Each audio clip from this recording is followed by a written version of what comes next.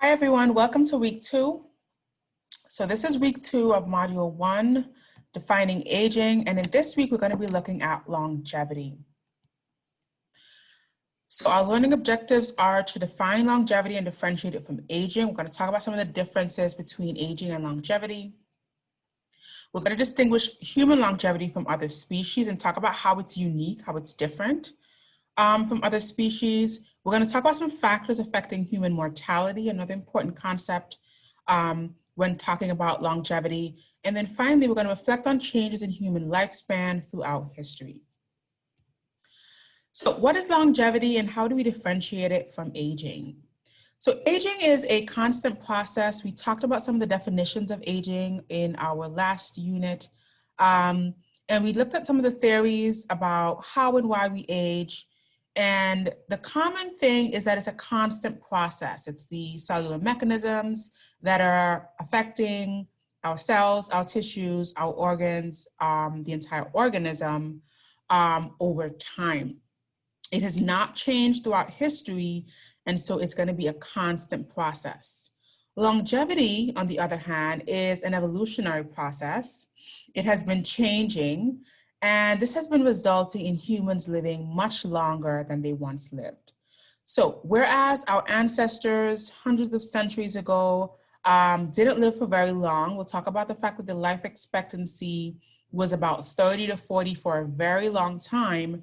Now, in present day, we have a life expectancy of around 70 to 80. And so we can see that longevity has been evolving or changing, whereas aging does not change. Now, biologists hypothesize that longevity evolved through genes, a process called natural selection. So genes that are important for survival or beneficial to have been passed on from one generation to another. And so this has been allowing us to live to reproductive age. So one big factor of why longevity was not, or why humans did not live as long centuries ago is the fact that we did not get to reproductive age. We were susceptible to disease and environmental elements during infancy, and infancy is a very susceptible, a period of high susceptibility to those types of elements. And so because we were not surviving to reproductive age, we were not living for very long. We were not able to live enough to pass on to the next generation. So because we have been passing on genes that are allowing us to survive to reproductive age, we're now seeing that our longevity is evolving. Now, this difference between aging and longevity is really what biogerontologists are interested in. They are really trying to answer two questions. One we talked about last week, which is how and why we age. We looked at those different approaches or perspectives, from the very simplistic ones, like the wear and tear theory, to the more complex ones, like the telomere theory or the mitochondrial theory. And then the second question the biogerontologists really want to answer is what determines our human lifespan or our longevity? So what are the factors that are essentially keeping us alive, right? What's helping us to live longer? Let's start by talking about some of the terms related to longevity and kind of differentiating them from each other. So longevity is defined as the maximum age potential of a particular species. So for humans, our longevity is around 120 to 130 years. I think that's the longest living human. So the max age of our human species is our longevity. Lifespan, on the other hand, is the length of time of an individual within that species. So lifespan is pretty much an average. So what is the average years that this individual will likely live to? And that's around 70 to 80 in our time now. And then finally, mortality is the rate or number of deaths among individuals within a population. So how fast is this population dying? And this has a lot of different factors. We'll talk about some of those on the next slide. But if you can imagine, as simple as your geography can determine the rate of mortality. If you live in a dense population in a big city where contagious diseases are more likely to be spread, if you live in a rural country or a rural area, if you live in a third world country. You may not have access to certain resources or certain medical care, and so you're going to see larger mortality rates in those types of population. So human longevity, let's look at how it differs from some of the other species. It differs in that it is, we have a special advantage. We have an ability to adapt to our environment. We also have the force of natural selection. The fact that we can adapt and do better, the next generation will be stronger, will have more access to resources, will have better medical care. That ability to adapt, to manipulate our environment is one of our protective mechanisms, and we do not see that in other species. Another important difference between humans and other species in terms of our longevity is the fact that we have a brain that's large enough to confer the ability to alter our environment. So we have a large enough brain so that we can be skillful, we can strategize, we can build homes, we can build shelter to keep ourselves away from dangerous environmental exposures. We have natural disasters that we should be protecting ourselves from. We can also wear clothing, which protects us from harsh weather. And then we can develop, and again, strategize our food source, so agriculture, which helps to prevent starvation. So these are some of the ways in which having a large enough brain can allow us to adapt to our environment, to survive in our environment, and to manipulate our environment. Other species do not have this advantage. The origin of longevity in humans has been thought to be a result of our advanced intelligence. And again, that allows us to adapt to our environment as well as our genes, which help to pass on some of the protective mechanisms and protective measures, which helps to prevent death. Let's talk a little bit about mortality here. So mortality rates are basically, we describe them as the rate of deaths in a specific population. They are facultative, meaning that they're very fluid and they are determined by a lot of different variables.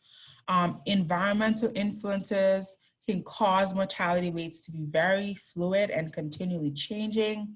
Simply means that if you live in a hot climate, a cold climate, a country at war, a third world country, a rural country, a first world country, an advanced country, all of these different variables will determine your mortality rate or the mortality rate of that population. It's also affected by genetics. So we said genetics.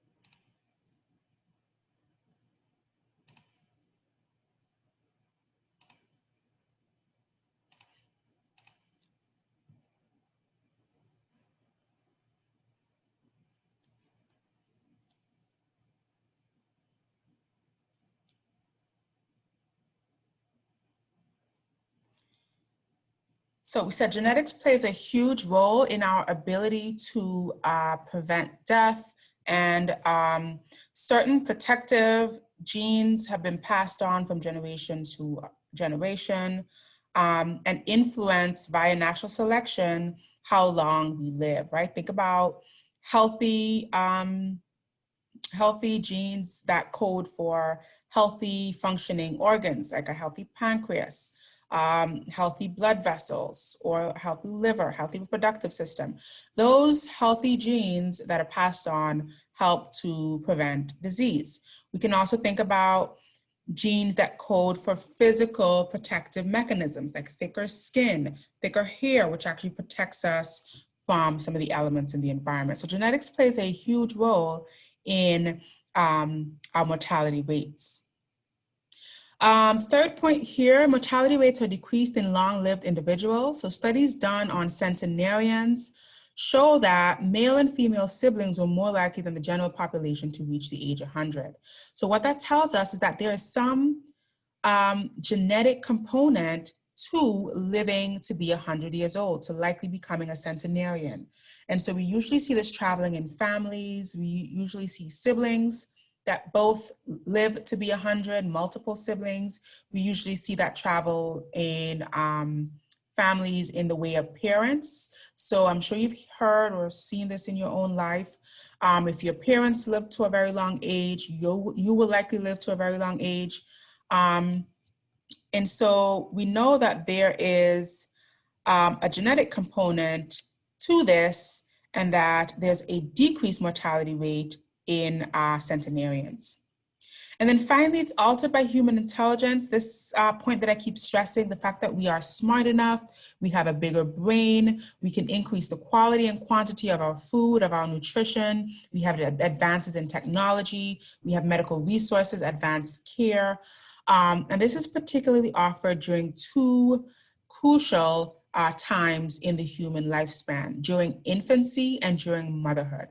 So during motherhood, when you are gestating, you want to be healthy in order to deliver your infant. And then you also want to protect the infant from disease, from external elements or external events. Again, think about like a hurricane or a natural disaster. You want to protect your susceptible infant from any of those types of exposure and from any disease.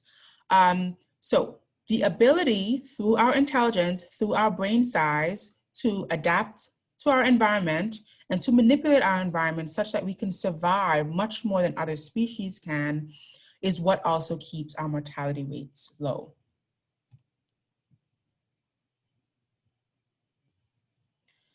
Okay, looking at centenarians, we said that these were people who live above the age of 100.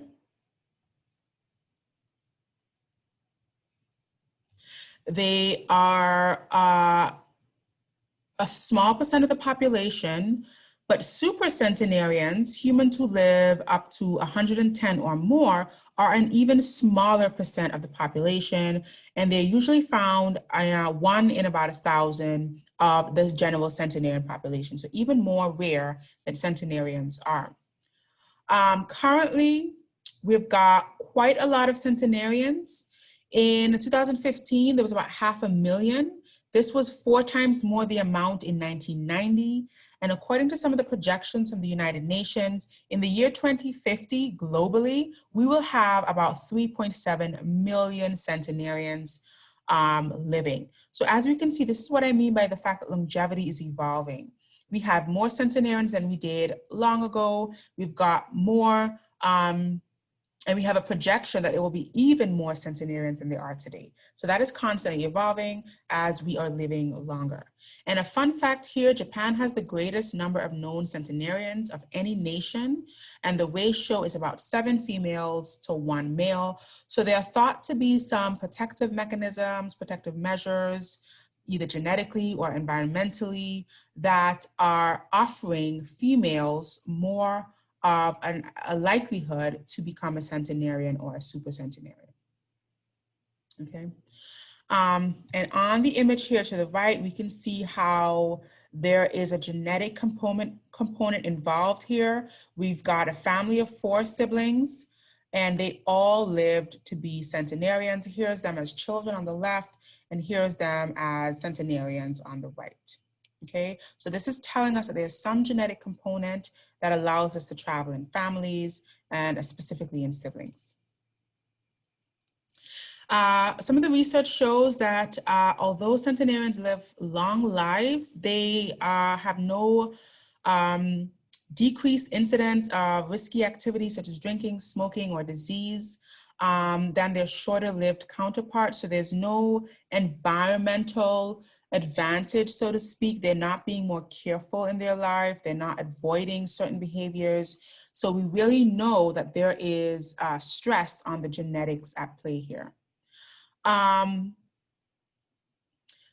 Studies show that women who gave birth in their 40s were 4 times more likely to live over 100 compared to women who lived to only 73, okay?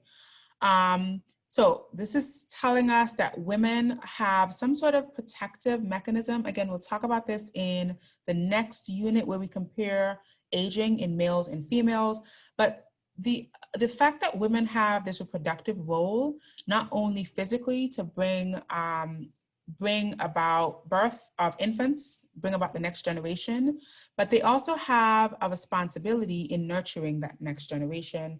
And they're also likely to be more careful. They're also less likely to be involved in some of the risky activities that we see in males. Okay, so those are some of the theories that hypothesize why women are more likely to be centenarians and why women who give birth later in life are more likely to live longer. 20 to 25% of centenarians are living in community dwelling areas. So they live in like housing units or nursing homes. They're still cognitively intact. They can still reason. They can still conduct, daily activities. They're still independent for the most part. They're not frail. They're vibrant and full of life. And we can see here on the right that Dr. Leila, who lived in Denmark, practiced medicine until the age of 103. I believe she's no longer living now. But I know that Dr. Ephraim Engelman, I think I saw a Netflix or a YouTube, I believe, interview with Dr. Engelman.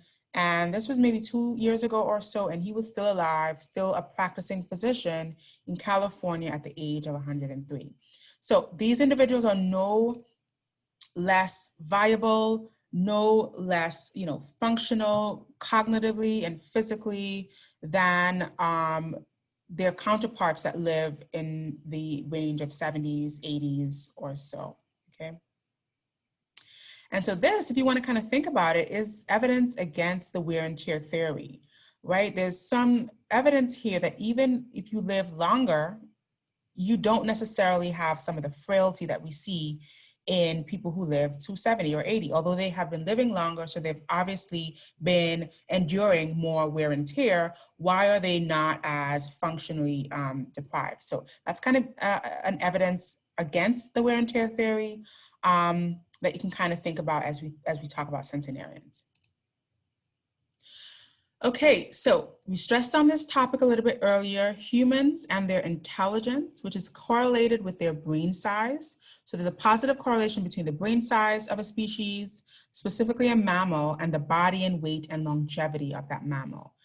So our intelligence is a huge factor in our ability to stay alive, essentially, and to increase our longevity over time. And an interesting fact here, monkeys have a significantly smaller brains than humans, and they also have a much shorter lifespan than humans do as well. And we can think about a lot of other small species that don't live anywhere near the length of time that humans do. There are a few species that kind of contradict this theory, but for the most part, there is a strong correlation between brain size, which confers intelligence, and lifespan. So here on this slide, we're looking at the history of the human lifespan. And what we can see on this graph here at the top is that from the ages of 15,000 BC to about 1600 BC, we saw that the average human lifespan was very stable, right? Around 30 to 40, I think 45 being the max, being the max age there. And that didn't change for many years, right? Many years. And at about 1850 or so, we realized that there was a sharp increase in the human life expectancy, okay? And so research suggests that although our brain size has not changed, our intelligence has evolved tremendously. Our ability to develop viable economies and to acquire access to water, clean water, to food and nutrition, to be able to harness our own energy, our advancements in technology and in healthcare, our treatment for non-infectious diseases, and other life-threatening diseases as we get older. When we talk about non-infectious diseases, we talk about things like diabetes and hypertension, heart disease, which are some of the main reasons for a decreased life expectancy or an increased mortality. So as we get better at managing those types of things, we decrease our mortality and we increase our life expectancy. And then life expectancy can increase on a more short-term basis. And then if we kind of step back and look more broadly, longevity on a whole will then begin to increase. Remember, life expectancy is the average age, so around 70 to 80, whereas longevity is the max age, somewhere in the 120s.